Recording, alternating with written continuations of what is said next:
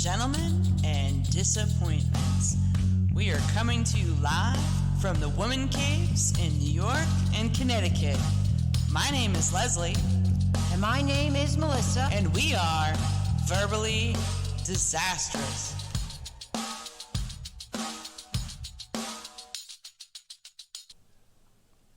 Hello, everyone. The topic of discussion is how I managed early construction as a woman. When I reflect on first becoming a female electrician, my career path was chosen when I was a teenager. It all started when I went to my dad to the recruiter's office in the mall to find my career. My dad had to sign my documents for the military since I was 17 years old and considered underage. I had taken the ASVAB back when I was 16 years old in the summer before my senior year. I had chosen the U.S. Navy Seabees since my aunt and uncle are veterans.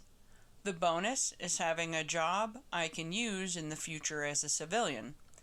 My goal was to also make good money and have a retirement. The recruiter was rattling off some job openings for me.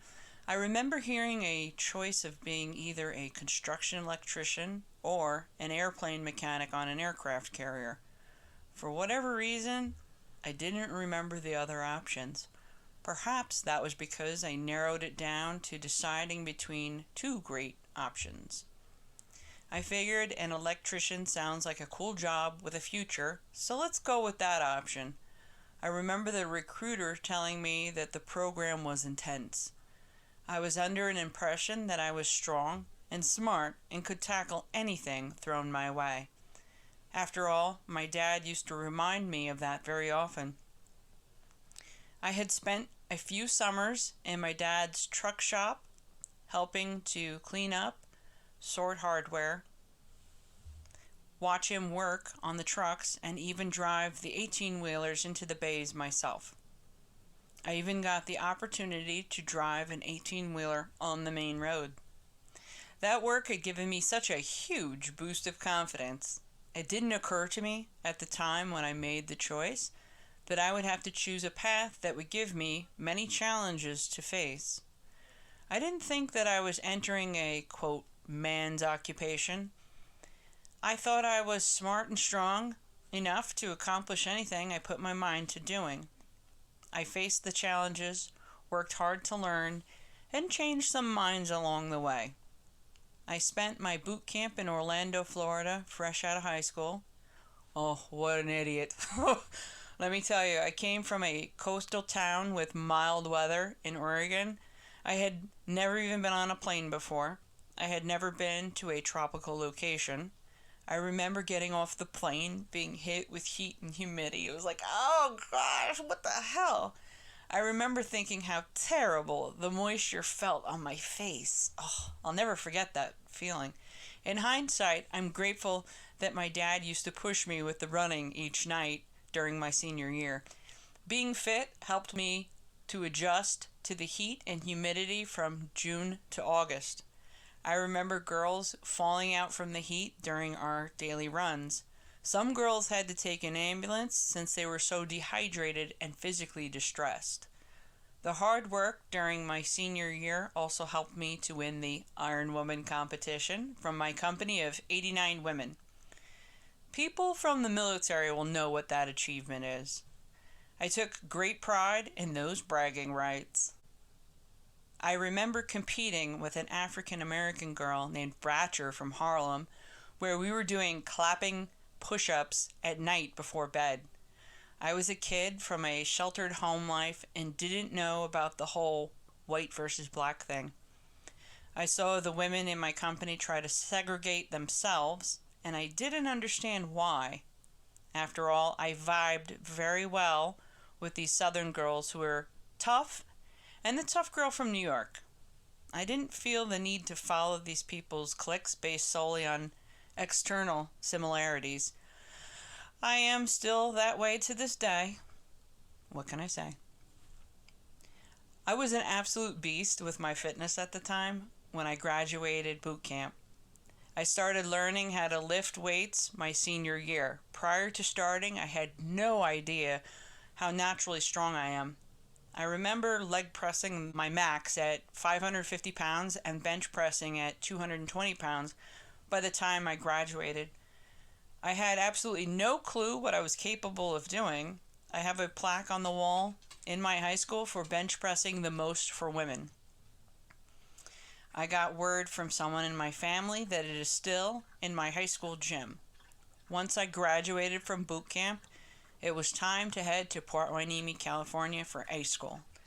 I learned about electrical theory and how to climb 45-foot wooden utility poles with gaffs and climbing gear. Now that was a physically demanding task. I remember my nickname was Pickles in A school since it pokes fun at my maiden name. I remember the trainers yelling at me, "Go Pickles!" while pole climbing. Each time, my shirt uniform was absolutely soaked from both fear and physical exertion.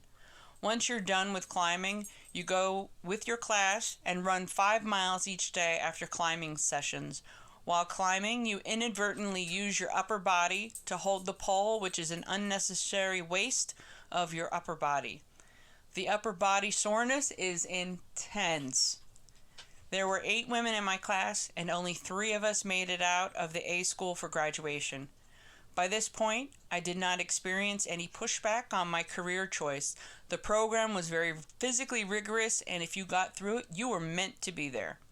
I got my papers and went over to Guantanamo Bay, Cuba for my first duty station.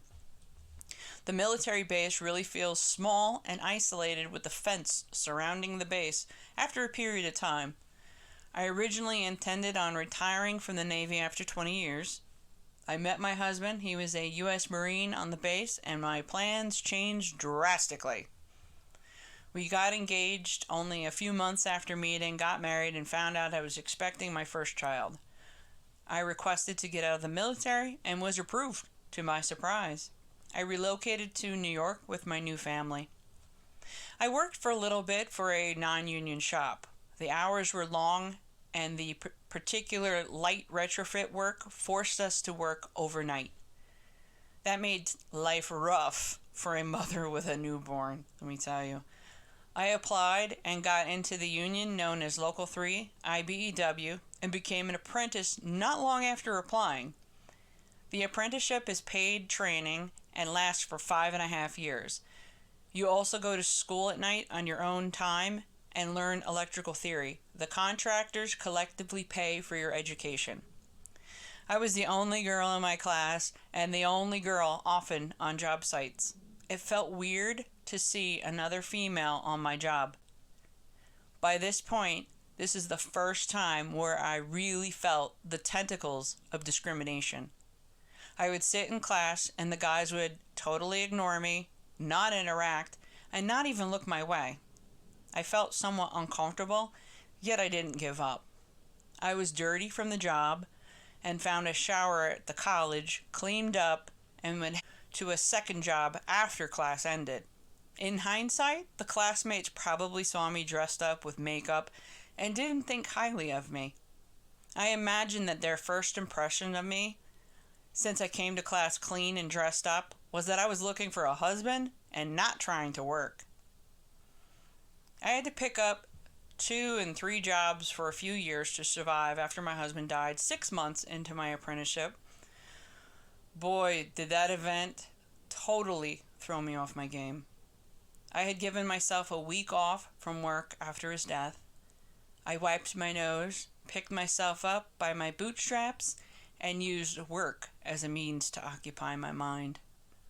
For a few years, I worked at least 2 jobs and had worked as much as 120 hours per week. This was when my first job was working overtime. Oh, I love the overtime. I had a second job that was flexible where I worked on the telephone, calling people up until midnight, selling products or services on the West Coast. My son went to stay with family for a bit so that I could work the hours and try to catch up. As a first-year apprentice, I was making $9 an hour and pulling $265 a week and paying a babysitter $150 a week. For the first few years, I felt like I was working pretty much to pay the babysitter. I can only imagine what it is like for a person on minimum wage to not expect a big pay increase in time. The big pay increase had given me hope that this struggle was only temporary. I remember so many times wanting to quit, pack up, and go back to live with my family in Oregon. I had no furniture in my house, and I had to put things on layaway over time to acquire basic household items. I felt like a walking zombie where I was endlessly tired. I used to fall asleep at the wheel during red lights. I can say that I know how to budget, cook from scratch, cut corners in my household, and get the most bang for my buck. I can multitask like it's no one's business too. There are some positives to any struggle that you face in life. I didn't say anything to my classmates. I just mentioned it to my instructor and apprentice director of the tragedy. Years later, that omission is something that my classmates grilled me about not sharing my struggle as a widow. I looked at it like you males think I'm weak and not worthy of even being here amongst you. I would think that that sentiment would be fueled even further by seeing me crying about becoming a widow. I had car problems a few times during my apprenticeship. It was rough, since I needed to travel over 100 miles a day to get between both jobs and home. I had asked a classmate I figured lived near me for a ride. It took a lot of courage to even ask for help. He turned me down, so I got home the best way I could. I did a ton of walking when I endured car problems. The funny thing is he felt guilty about it later on. I hold no grudges with anyone. Holding on to any kind of negative energy is not good for my soul. I did a ton of walking back during that journey and burned some calories. In hindsight, it was good for me considering I was eating a super carb-laden cheap diet of rice and pasta. Once in a while, my mother-in-law would help me out with things if I was struggling. She didn't owe me, and I love her dearly for her guidance and tough talks. Sadly, my parents didn't bother looking my way to offer any help. In all fairness, my mother said I could move in with them. I wanted to stay put, keep my house that I had bought, and finish my apprenticeship. My journey has indeed made me the strong person that I am today. I learned the art of sarcasm, ball breaking, and sharp retorts from watching my coworkers go back and forth with each other. As the young woman on the job, the guys would either try to totally ignore me, say smart-ass stuff, or take me under their wing. I learned early on that showing my humorous side was a good way to break the ice and make the guys feel more comfier around me. I remember trying out my ball breaking skills at my first work Christmas party in the bar with open bar. One of my coworkers, named Steve, was bringing drinks to some women in the bar, and being such a ladies' man, Steve walks toward me with women flanked on both sides of him. I act like I'm just meeting him for the first time and approach him with open arms to give him a hug. I say, "Hey, Steve, how are you? How's your kids? How's your wife?" All of a sudden, the work crew around me collectively burst out laughing. They drown out Steve's retort, and the shock mixed with a smirk on his face was priceless. He yells at me in a playful manner, "You're mine on Monday." Of course, I retort, "But I'm working with Anthony on Monday." Boy, did that exchange loosen up the crowd. Our general foreman was tickled with the exchange. He approaches me and says, "That was good." From that day forward, the guys were more willing to have chats with me. It was that moment where I learned that humor was the key to fitting in with the work crew. I experienced my first layoff and had to say goodbye to the crew. This wraps up Part A, Episode number 12, How I Managed My Early Days in Construction as a Woman.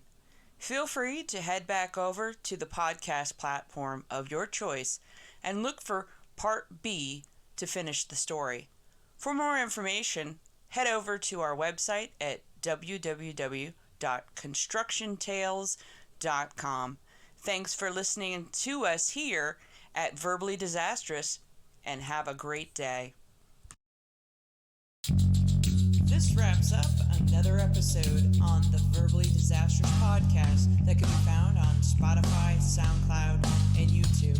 For more information, head over to www.constructiontales.com. Thank you for listening, and have a great one.